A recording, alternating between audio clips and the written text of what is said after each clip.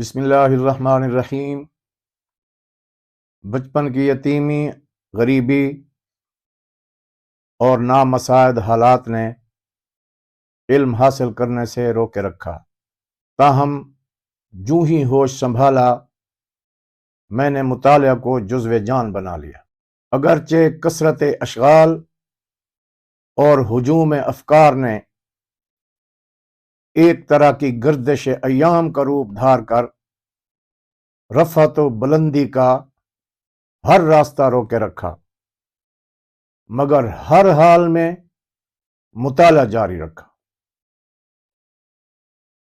اور دوران مطالعہ اگر کوئی دلچسپ تاریخی واقعہ سامنے آیا یا دل کو لگنے والا کوئی شعر نظر سے گزر گیا تو حت المقدور اس کو اپنی رف بک میں درج کر لیا۔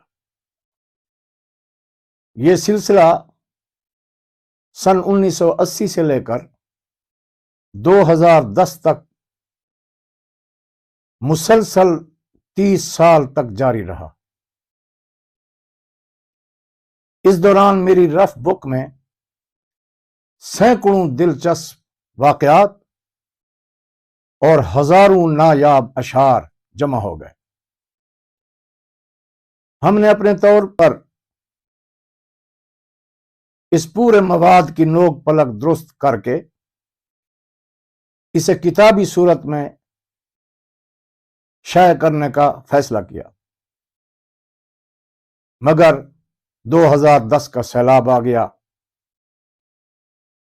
جس میں اور بڑے بڑے نقصانات کے ساتھ ساتھ میری 30 سالہ محنت شاق کا ضائع ہو گئی اور وہ مسودہ خراب ہو گیا۔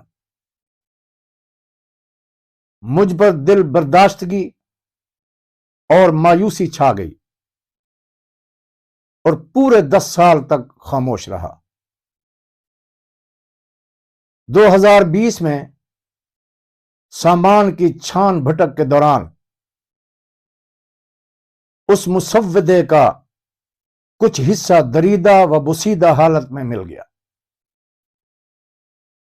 کچھ چیزیں میرے ذہن میں محفوظ تھیں، ان سب کو ایک مرتبہ پھر جمع کر لیا۔ دوسری طرف میرے وہ احباب جو سٹیج سے منسلک ہیں، ان کا دیرینہ مطالبہ تھا کہ اس مواد کو شائع کیا جائے۔